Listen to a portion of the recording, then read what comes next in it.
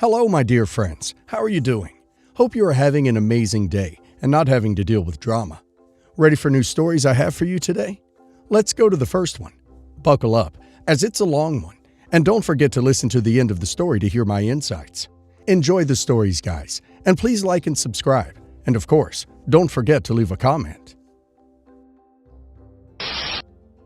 I met my now ex-fiance, let's call him Mike, during our college days. We were both literature enthusiasts, often found lost in the world of books at the university library. It was there that I stumbled upon him, engrossed in a copy of my favorite novel. Our conversation sparked effortlessly, discussing our favorite authors and dissecting literary themes late into the night. Soon enough, what started as a study session evolved into a friendship, then blossomed into something more. However, as graduation approached, life began pulling us in different directions. I landed a job in a different city, which I could not decline, while Mike wanted to go back to his hometown.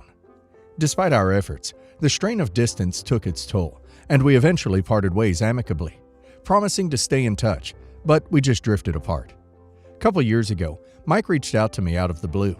He had heard about a book signing I was doing and wanted to catch up. We met for coffee, and before I knew it, we were picking up right where we left off. It felt like no time had passed at all, and I found myself falling for him all over again. He started looking for jobs in my city, and finally we moved in together. Before I could catch my breath, Mike was down on one knee asking me to marry him. Overwhelmed with joy, I said yes, believing I had finally found my happily ever after.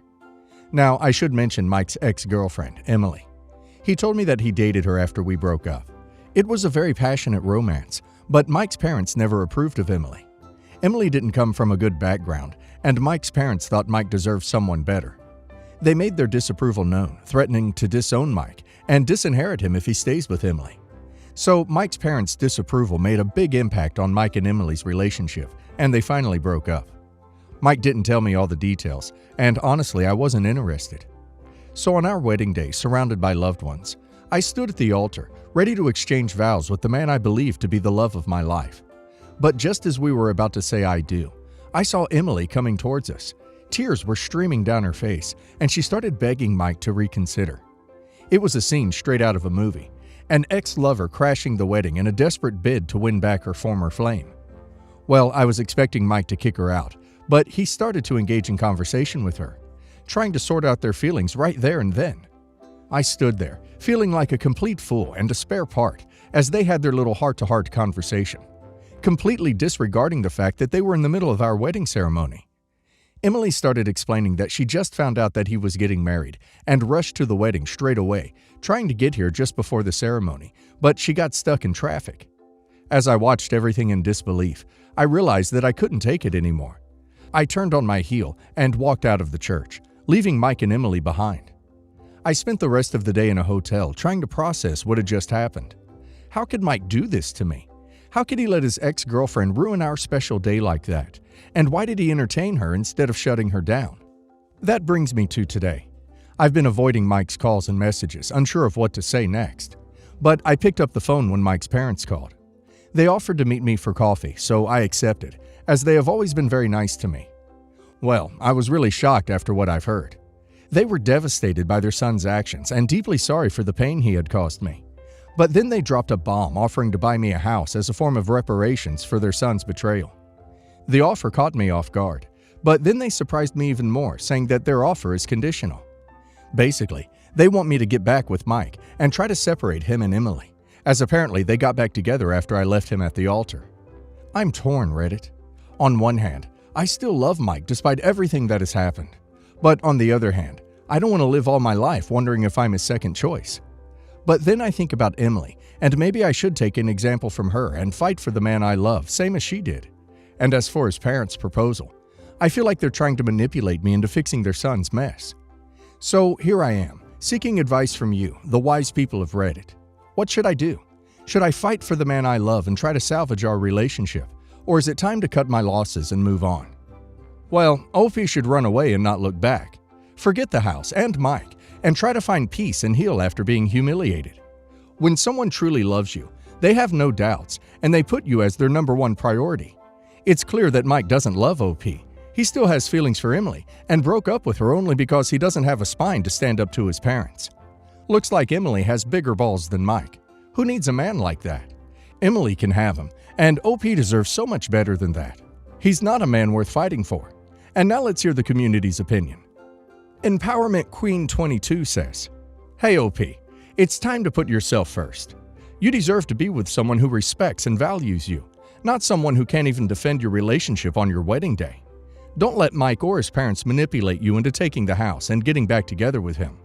Walk away with your head held high, knowing that you deserve better. You're strong, independent, and capable of finding happiness on your own terms. Don't settle for anything less." Lovely Mess 34 says, "OP, listen, I know this situation seems messy right now, but love is worth fighting for. Mike messed up, yeah, but people make mistakes. If his parents are willing to buy you a house as an apology, that shows they genuinely care about you and want to make things right. Take the house, give Mike another chance, and work through this together. True love conquers all." Update. After reading through your comments and doing some serious soul searching, I've come to a decision. I've decided to decline Mike's parents' offer and walk away from the situation with my head held high. I realized that I deserve someone who will stand by me through thick and thin, someone who won't hesitate to defend our relationship when things get tough. Mike's inability to do that on our wedding day showed me that he's not the man I thought he was and that he didn't love me. It was a hard pill to swallow, but I can't pretend or lie to myself. As for Mike, I wish him nothing but the best, but I can't chase a man who is not sure about his feelings. Marriage needs a solid ground and no doubts. It's time for me to focus on myself and my happiness. And sadly, it's not with Mike. I hope that one day I will meet someone who will have no doubts when it comes to saying yes to me at the altar. I will keep this short and straight to the point. For clearance, my brother's name will be James and his wife's name will be Lisa. Obviously not their real names. So a few weeks ago, I came into some money. I made them by betting on certain sports games, and I kinda made a significant profit. I put most of them into my savings account, and I kept a few around the house for myself. I made my parents and my brother aware of the situation. I know this would sound incredibly dumb, but I kept around 250 notes in my native currency, kept inside a book in my parents' bookcase that hasn't been touched in more than a decade. So I know where they are constantly, and occasionally I would check if they went missing. Last week I checked and saw that there were 100 missing. I asked my parents if they touched them, but this was the first time they were hearing I kept money there. I asked my brother, and he said the same. I removed the rest of the money from there and kept them in me. So a few days passed by, and this Friday I came home rather early. I go to university in my hometown, and I decided to save some money and live with my parents until I graduate. I finished classes earlier, and I had no plans for the day, so I decided to go back home. I go to open the door, and I see that it's unlocked.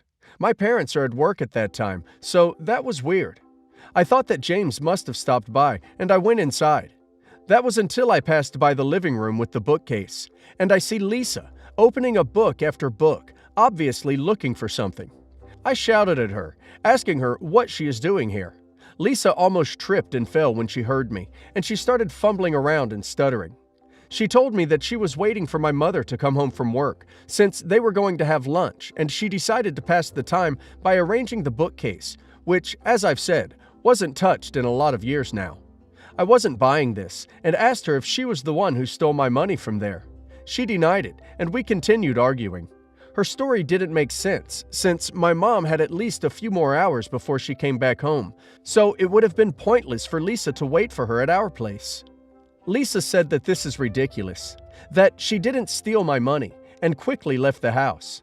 Exactly 10 minutes after that, I received a call from James, yelling at me for being an a-hole to his wife, and why I was accusing her of theft.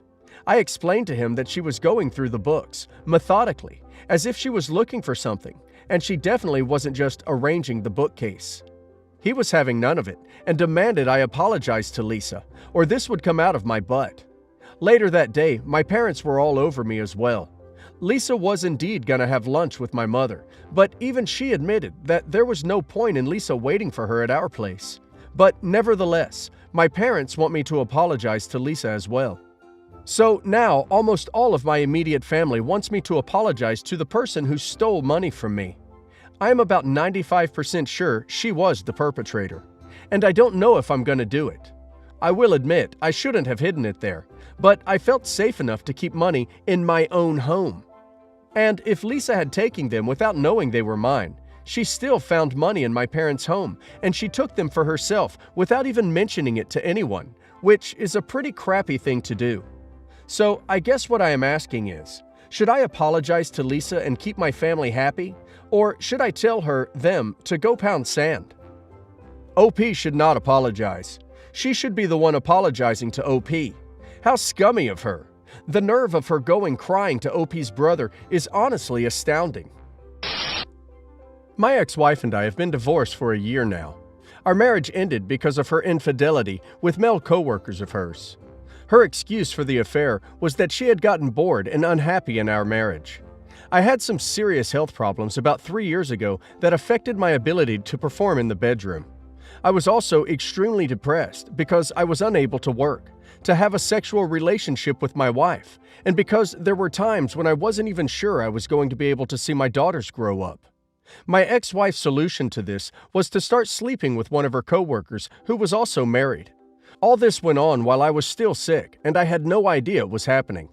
Unfortunately for my ex, she forgot that all her text messages also went to her iPad, and my youngest daughter saw a text from this man pop up on it while she was playing a game on her mom's tablet. She immediately went to my oldest daughter, and the two of them read all of their mother's conversations with this man. They screenshotted everything, texted the screenshots to themselves, then saved the screenshots to the camera rolls on their phones. Then, they deleted the texts between their mother's number and their own, so she wouldn't know what they had been up to.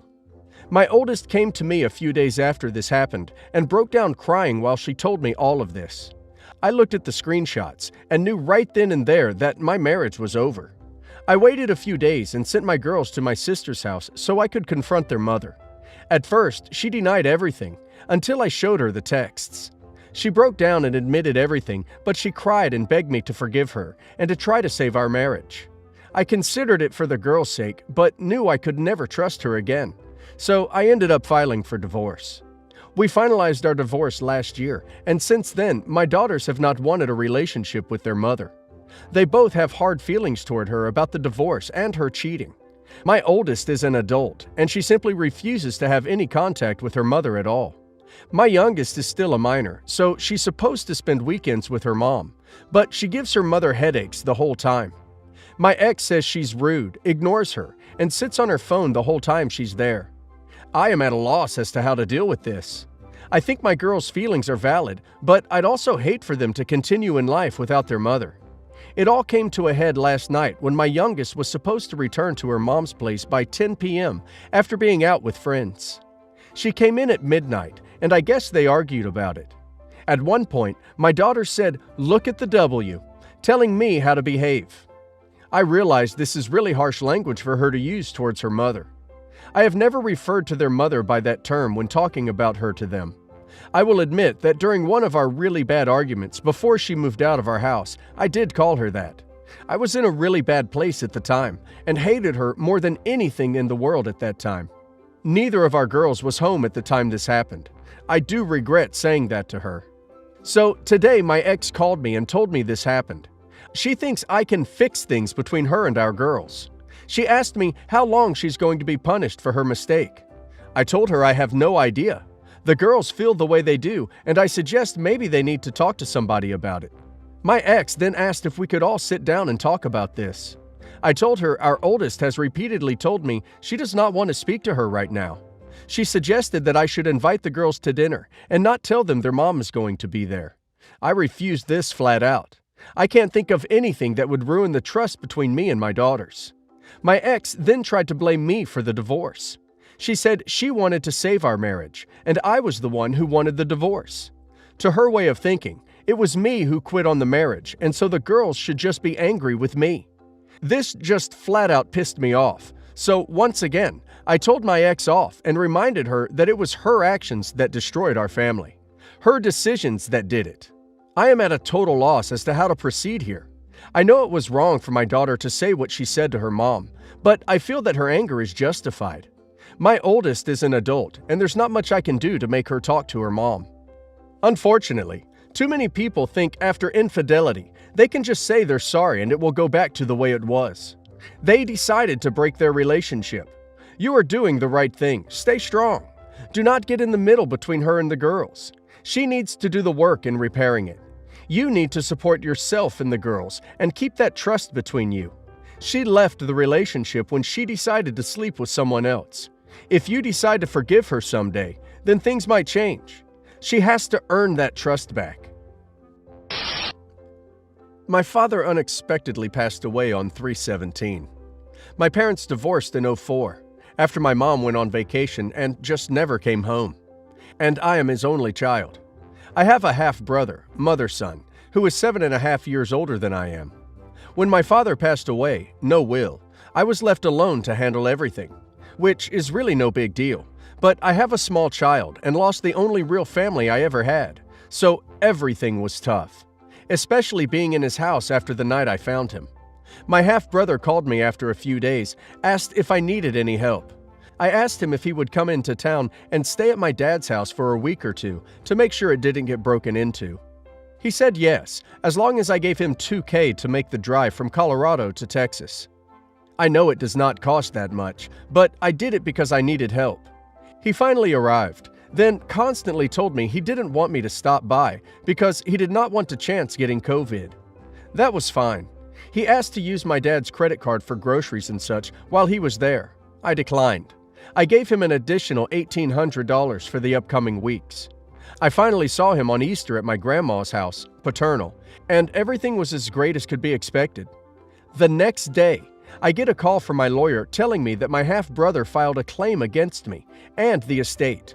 He claims that since he grew up in the same household, that he should be considered a legal heir and get half of everything. He also wanted criminal charges brought against me for stealing money from my dead father. I used his card with legal permission from the coroner's office and funeral home for services rendered. He then locked himself inside of my father's home and would not allow access. My mother then called, let me know she was paying for it, and she will shut this crap down if I sign an agreement that he gets half of everything. Jump forward to now. Finally got a date set for him to leave my father's house. I repeatedly told the administrator, the lawyers, literally everyone, that he was going to steal items from the house. So we needed to be there when he leaves so he does not take anything. All agreed. It was set. Wednesday, the TA called. Told me to get to the house ASAP, that my half-brother was gone. The entire house was cleaned out. Everything was gone, even my dad's underwear. This is not a small house. It was quite large, fully furnished, and there was also a huge garage with apartment filled with pinball machines, antiques, and so much more. It's all gone. My father had cancer. All of his prescriptions are gone. His Air Force uniforms, gone. All of it is gone. The TA thinks I should take a few days to calm down before deciding to press any charges. And honestly, he wants me to just let it slide. But duck that.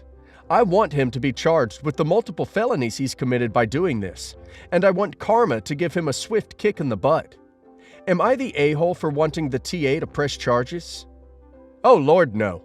OP should press charges and go after the a-hole.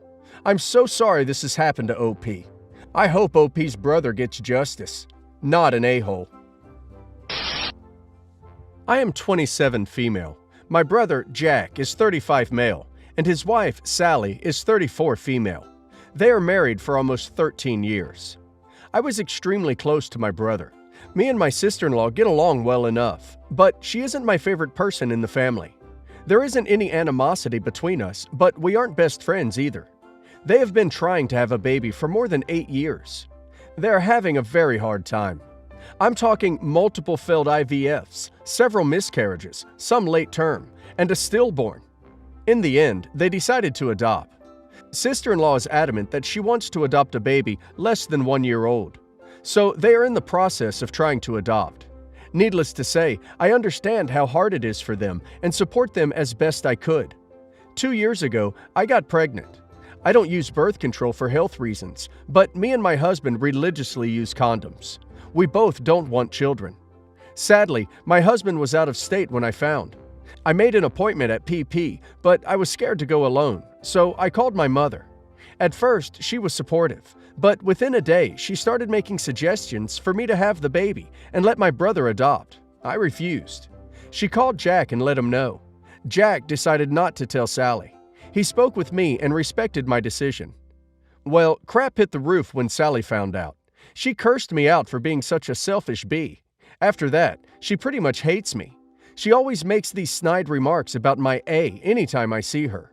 When I last saw her, she told my mother loudly, "You might have had a grandchild running around if only OP had decided to talk to me first, instead of jumping straight to termination." After 2 years of passive-aggressive comments, I had enough. I told her that even if I decided to put the child for adoption, I sure as hell wouldn't have let my child be adopted by a bitter, miserable person like her. I also told her that it happened 2 years ago, and that Jack never bothered me about this, even when he knew I was pregnant, and what the hell was her problem? I guess she didn't know that Jack knew I was pregnant. She pretty much had a mental breakdown.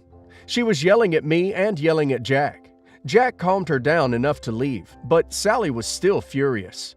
Fast forward 1 month, Jack has served Sally with divorce papers. All I know is that Jack wants the divorce and Sally doesn't. Sally blames me for everything, according to all the voicemails she has left me. Guys, please listen. I know that I am not an a-hole for making my own choice regarding my pregnancy. I am asking whether I am the a-hole for revealing that my brother knew. Knowing that her husband seems to have kept secrets from her was the straw that broke their marriage. Am I the a-hole for snapping? Am I the a-hole getting Jack into trouble?